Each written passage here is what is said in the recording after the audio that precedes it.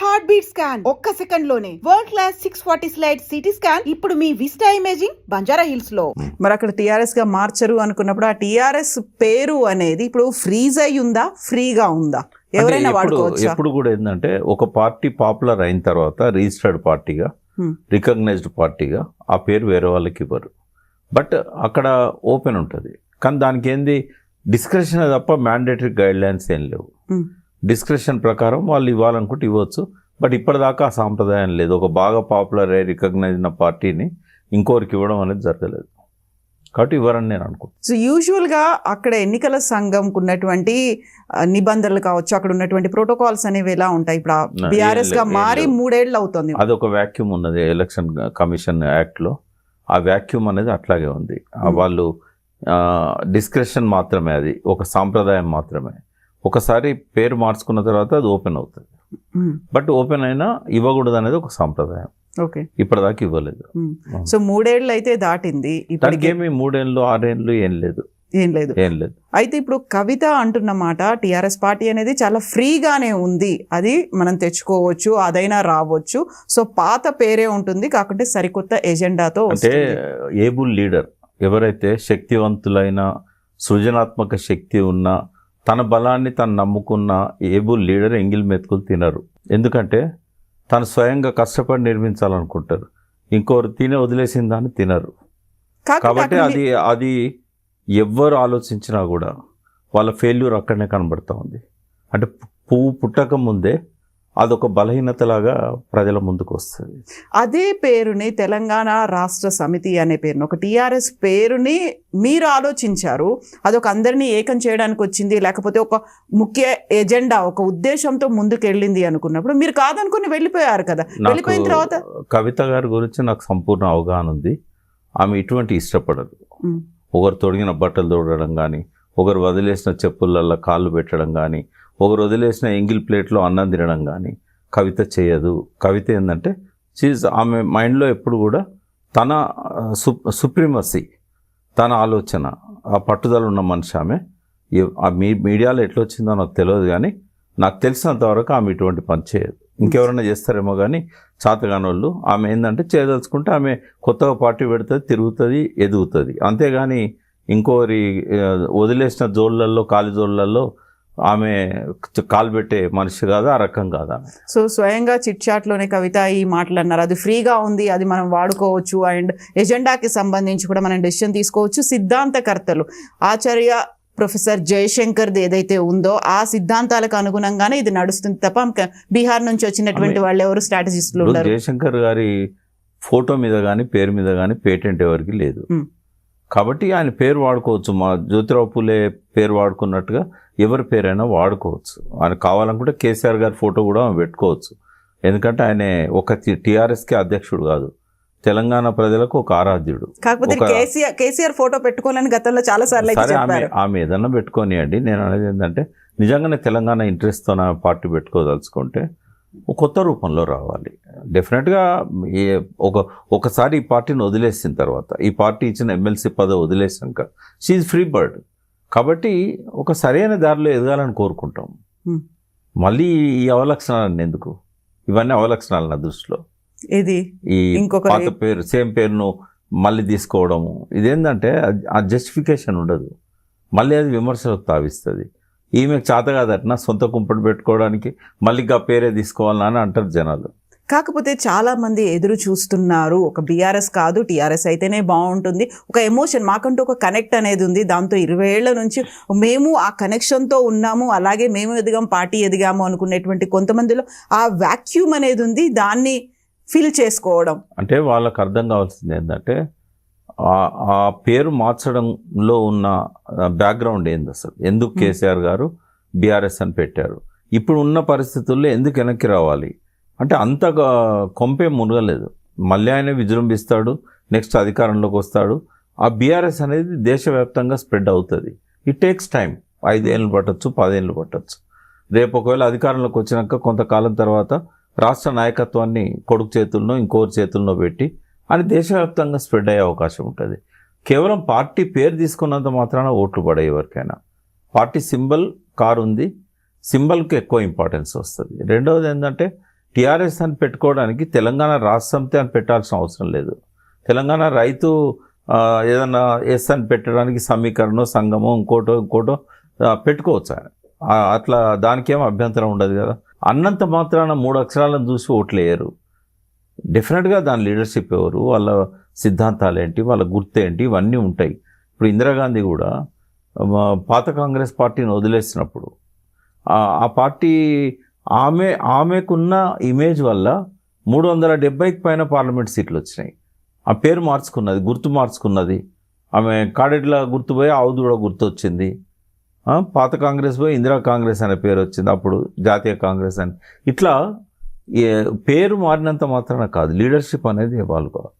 ఇప్పుడు ఉదాహరణకు శివసేనది కూడా మనం చూసాం. ఇట్లా మనం పేరు మార్చడం అనేది అది ఒక్కటే ఓట్లను తీసుకురాదు. ఇప్పుడు దానివల్ల ఆమె బలహీనరాలనేది అర్థమవుతుంది జనానికి.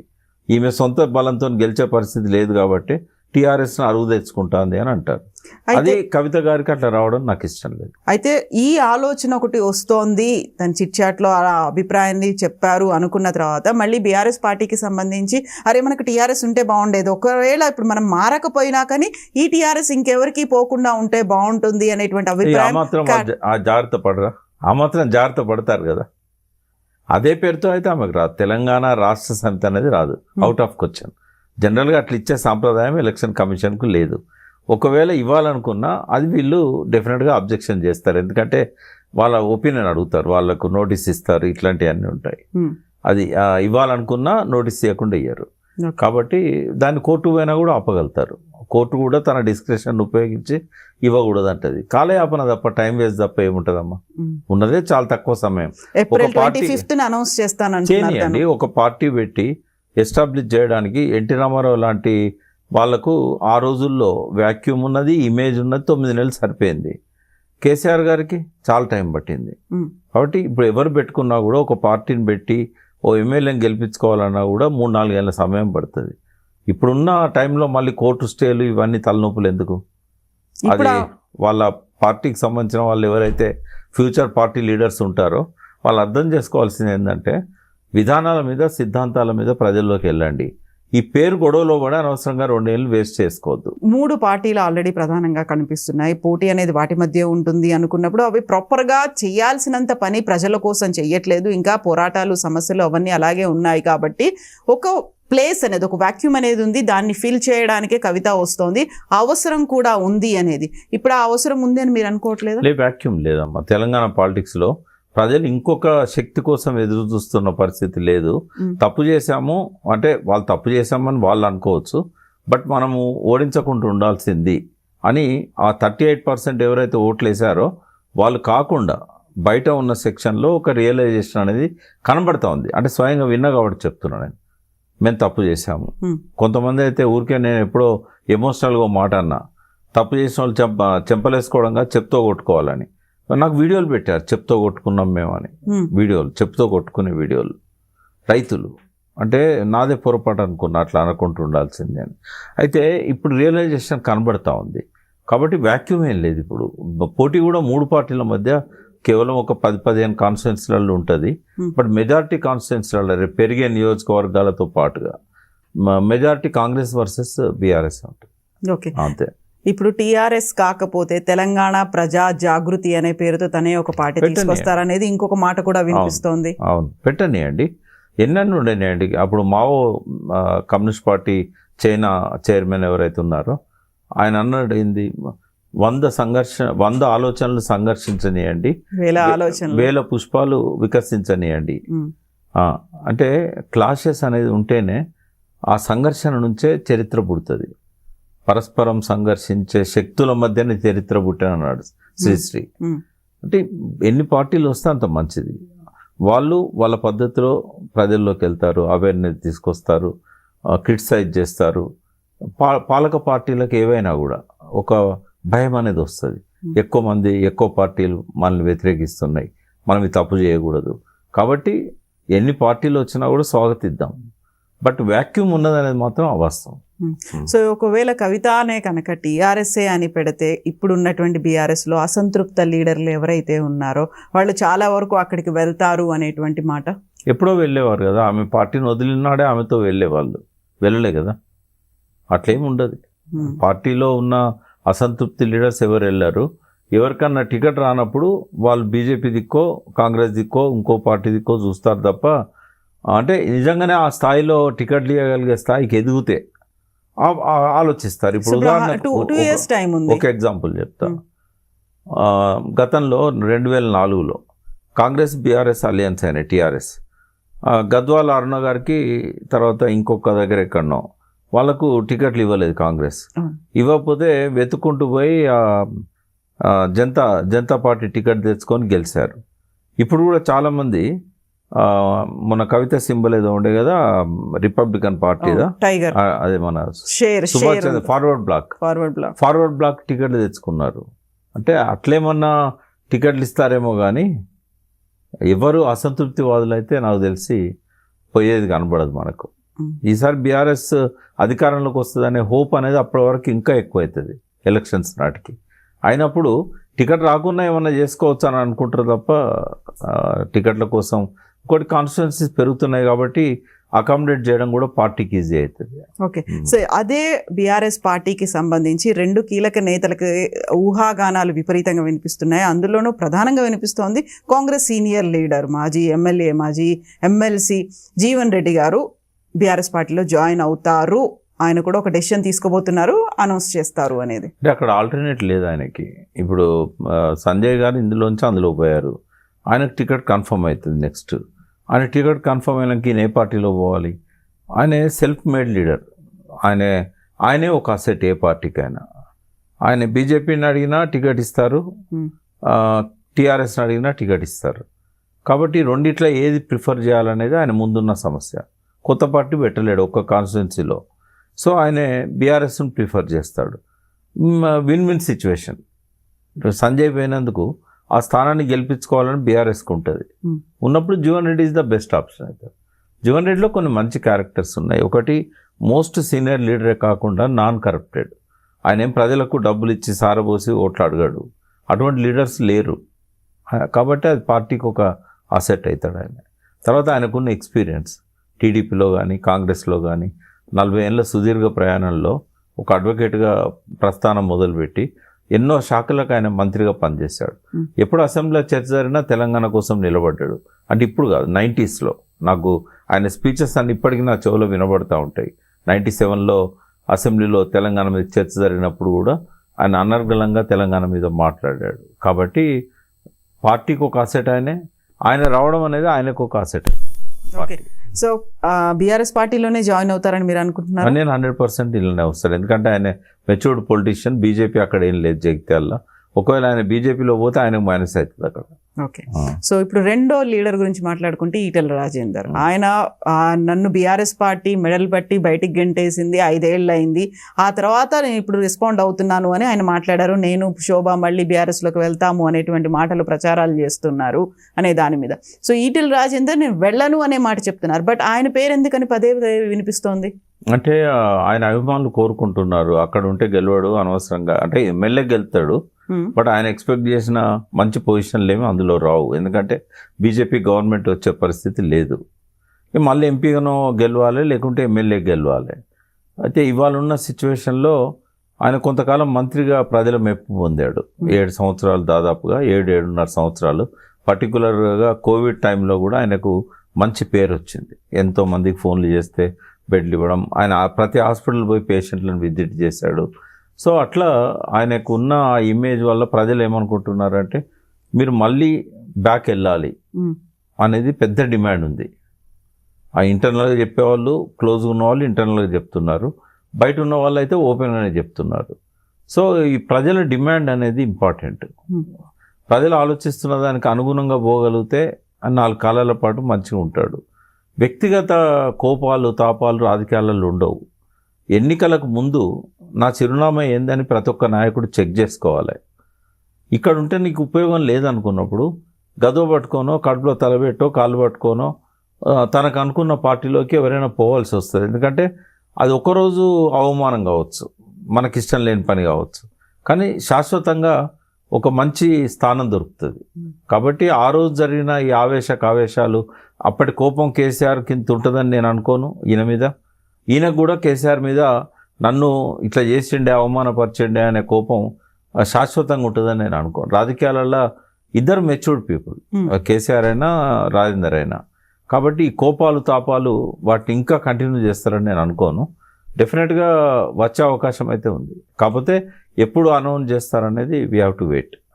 ఇప్పుడు ఆయన అంత సీరియస్గా వాయిస్ చెప్పారు, వెళ్ళను, అంగీలు మార్చినంత ఈజీ కాదు రాజకీయ పార్టీ మార్చడం అంటే, అలాంటి పని నేను అస్సలే చేయను, ఒకసారి మారడమే తప్పు, అలాంటిది మళ్ళీ ఇంకోసారి ఆ తప్పు చేయను అని అన్న తర్వాత కూడా మళ్ళీ వెళ్తారు అనే స్కోప్ కనిపిస్తుందా? ఆయన క్విట్ చేసినప్పుడు అది అంటే నేనేమంటున్నా అంటే, ఆనాడున్న ప్రత్యేక పరిస్థితులలో ఆయన అందులోంచి బయటకు వచ్చాడు కదా. ప్రజల అవసరాల కోసం, ప్రజల ఆలోచనల కోసం తన అభిప్రాయాలను కూడా మార్చుకొని తలవంచాల్సి వస్తుంది ప్రజల నిర్ణయానికి. రాజకీయ నాయకుడికి ప్రజలే గిట్టరాయి, తనన్నా ప్రజలను లీడ్ చేయాలి తన ఆలోచనలకు అనుగుణంగా. ఆ సాధ్యం కానప్పుడు ప్రజల ముందు తలవంచాలి. కాబట్టి ప్రజలు కావాలనుకుంటున్నప్పుడు ఆయన రావాల్సి వస్తుంది, ఆయనకు తప్పదు. ఓకే, నేనైతే అందులో ఇంతకంటే పెద్ద స్థానం ఆయనకు వస్తుందని నేను ఆశించట్లేదు. బీజేపీలో కనీసం స్టేట్ ప్రెసిడెంట్ కూడా ఇవ్వలేకపోయారు. ఇక బీసీ ముఖ్యమంత్రి ఏం చేస్తారు వాళ్ళు? ఇంకా టైం ఉంది కదా, ఎలక్షన్స్కి ఇంకో 2 ఏళ్ల కాలం ఉంది అంటే వాళ్ళ ఆలోచన కాబట్టి సరళి. ఫస్ట్ ఏంటంటే ఏ పదవి ఇవ్వాలన్నా ఆర్ఎస్ఎస్ బ్యాక్గ్రౌండ్ ఫస్ట్ ఉండాలి. ఈయనేమో కట్టర్ ఆర్ఎస్ఎస్ వ్యతిరేకంగా పెరిగినోడు, అంటే వ్యతిరేక అని చెప్పకపోయినా లెఫ్ట్ చింత తెచ్చిన 2 డిఫరెంట్ డైరెక్షన్స్ నుంచి వచ్చిన చింత తెచ్చిన పులుపు చావదు అన్నట్టుగా ఈ లెఫ్ట్లో ఉన్న వాళ్ళకు నువ్వు ఏం చేయి, పైకి జై శ్రీరామ్ అన్నా కూడా లోపల ఉండేది ఉంటుంది. కాబట్టి వాళ్ళు హార్డ్ కోర్ వాళ్ళకే పదవులు ఇస్తారు.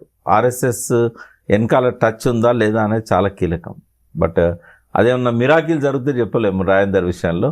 నాకు తెలిసినంత వరకు ఆడ కూడా ఇంకోటి బీసీ నాయకునికి వెళ్ళాలన్నప్పుడు రాజేందర్ కంటే కూడా బండి సంజయ్ వాళ్ళకు యాక్సెప్టబుల్ క్యాండిడేట్ అవుతాడు. ముఖ్యమంత్రి క్యాండిడేట్ అయినా పార్టీ అధ్యక్షుడిగా రుజువు చేసుకున్నాడు, కేంద్ర మంత్రిగా ఉన్నాడు, ఆర్ఎస్ఎస్ కార్యకర్త చిన్నప్పటి నుంచి. కాబట్టి వీళ్ళిద్దరి మధ్య కాంపిటీషన్లో ఎవరు వస్తారంటే సంజయ్కి ఇస్తారు. ఇంకా బ్రహ్మల్లో రాజేందర్ ఉండాల్సిన అవసరం లేదు. కాబట్టి this is the best time and decision. Okay, ఏ పార్టీతో పాటుగా ఎక్కడి నుంచి పోటీ చేస్తారు, ఏ పదవి కోసం పోటీ చేస్తారు అనేది, అటు హుజురాబాదా మల్కాజ్గిరియా, ఎమ్మెల్యేనా ఎంపీనా అనేది? హుజురాబాద్ నుంచి ఎమ్మెల్యే చేస్తాడు నేనైతే అనుకుంటున్నా. ఇది అనుకోకుండా ఆయన కలిసి వచ్చిన అవకాశం ఎంపీ అనేది. బట్ ఎంపీగా ఉండి ఆయన ఏదో సాధించాలనే ఆలోచనలో లేడు. ఆయన వాళ్ళ కాన్స్టిట్యున్సీ ప్రజలకు మేలు చేయాలనుకుంటాడు, ఇక్కడ రాష్ట్ర రాజకీయాల్లో కీలకంగా ఉండాలనుకుంటాడు. ఆ పార్టీలో ఉన్న బీఆర్ఎస్లోకి వచ్చినా ఆయన ఎమ్మెల్యేగానే ఉంటాడు. సో ఇప్పుడు మనం కొత్త పార్టీ గురించి మాట్లాడుకున్నట్టుగా సరికొత్త వేదికలు కూడా తెలంగాణ నుంచి రాబోతున్నట్టున్నాయి. అందులోనూ కూడా తెలంగాణ అస్తిత్వ వేదిక ఇప్పుడు మళ్ళీ సపరేట్గా అస్తిత్వ వేదిక అని ఇప్పుడు ఒకటి మళ్ళీ తీసుకురావాల్సినటువంటి అవసరం, అలాంటి పరిస్థితులు ఉన్నాయా? ఇప్పుడే కాదు, 2014లో కూడా ఉండే. కానీ కేసీఆర్ గారి మీద ఉన్న అపారమైన గౌరవంతో ఆయనే ముఖ్యమంత్రి అయ్యే అవకాశాలు ఉన్నాయి. కాబట్టి ముఖ్యమంత్రి అయిన తర్వాత కూడా ఇంకా ఆయనే ప్రణాళికలో రాసిన అనేక అంశాలు ఖచ్చితంగా ఆ గ్యాప్ అనేది రాకుండా అస్తిత్వాన్ని కాపాడుతాయనే నమ్మకంతో మాలాంటి వాళ్ళం అందరం కూడా సైలెంట్గా ఫాలో అయినాం. బట్ అస్తిత్వానికి అప్పుడు కూడా ప్రమాదం ఏర్పడ్డది, ఇప్పుడైతే చాలా ఎక్కువగా ప్రమాదం ఏర్పడ్డది. అయితే ఆ అస్తిత్వం అనే దానిలో చాలా అంశాలు ఉంటాయి. అంటే అప్పుడు ప్రమాదం ఏమి ఏర్పడలేదు, ఆయన ఫుల్ఫిల్ చేయలేకపోయాడు. నేను ఒకటి అడుగుతాను, తెలంగాణ స్కూళ్ళల్లో చెప్పే సిలబస్ ఏదైతే ఉన్నదో ఆ తెలంగాణ అస్తిత్వానికి ప్రతీకగా ఉండాలి. తెలంగాణ అస్తిత్వంలో మన ఆహారపు అలవాట్లు ఉన్నాయి, మన కళలు సాంప్రదాయాలు ఇట్లాంటివన్నీ ఉన్నాయి.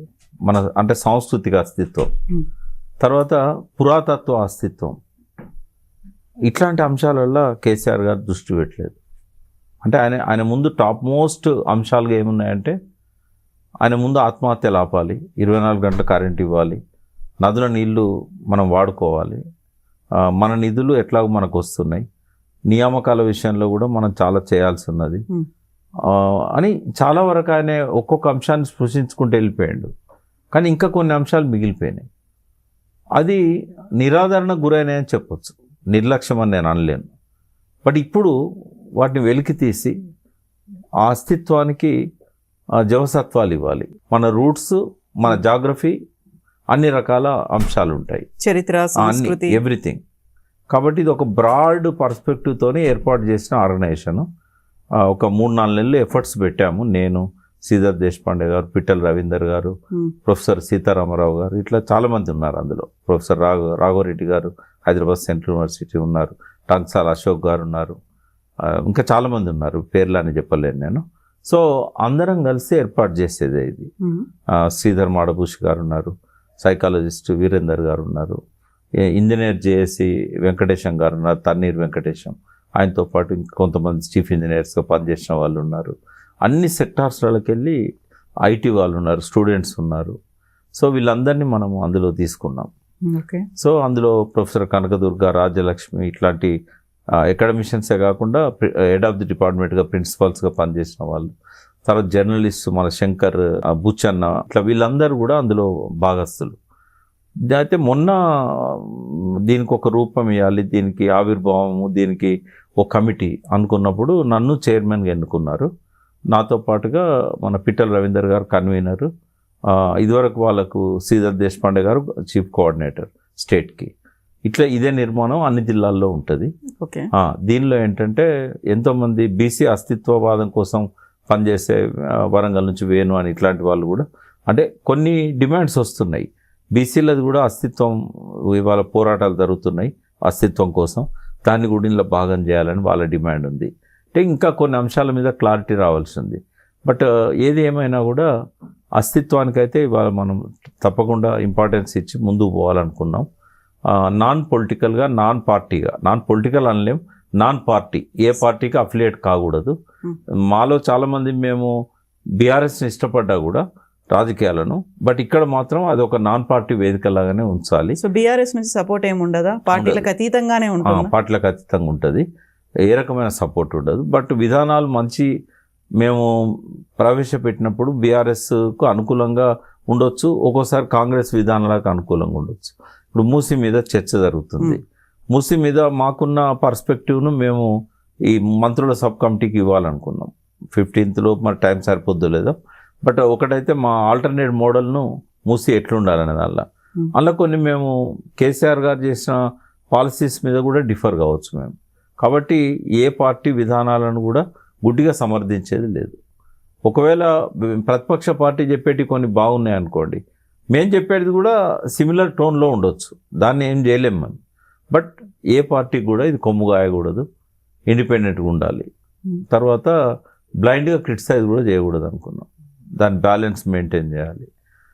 అన్ని విషయాలలో, రాజకీయ అంశాలలో జోక్యం చేసుకోకుండా అస్తిత్వపు రిలేటెడ్ అంశాలు వాటి వరకే పరిమితం అవుతామని అనుకున్నాం.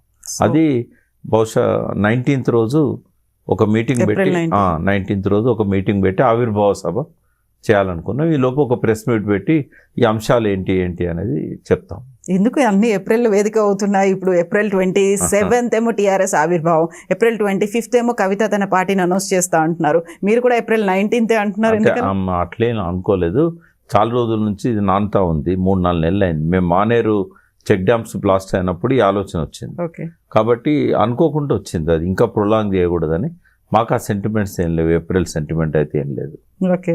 ఫస్ట్ మీ ఐ డ్రీమ్ ద్వారానే నేను ఈ వేదిక ఏర్పాటును, ఈ వేదికకు కమిటీ ఏర్పడ్డ విషయాన్ని మీ ద్వారానే మా సభ్యులకు కూడా తెలియజేస్తున్నాం. ఎందుకంటే చాలామంది రాని వాళ్ళకు ఇంకా మేము షేర్ చేయలేదు, బట్ ఫస్ట్ టైం మీ ముందు చేస్తాం. ఓకే, ఇప్పటికీ మనకి తెలంగాణకి సంబంధించి బోల్డ్ అని సంఘాలు, వేదికలు, పార్టీలు ఇవన్నీ ఉన్నాయి. గతంలోనే తెలంగాణ రాజ్యాధికార పార్టీ బీసీలందరినీ ఏకం చేయడానికి మల్లన్న ఒక పార్టీని తీసుకొచ్చిండ్రు.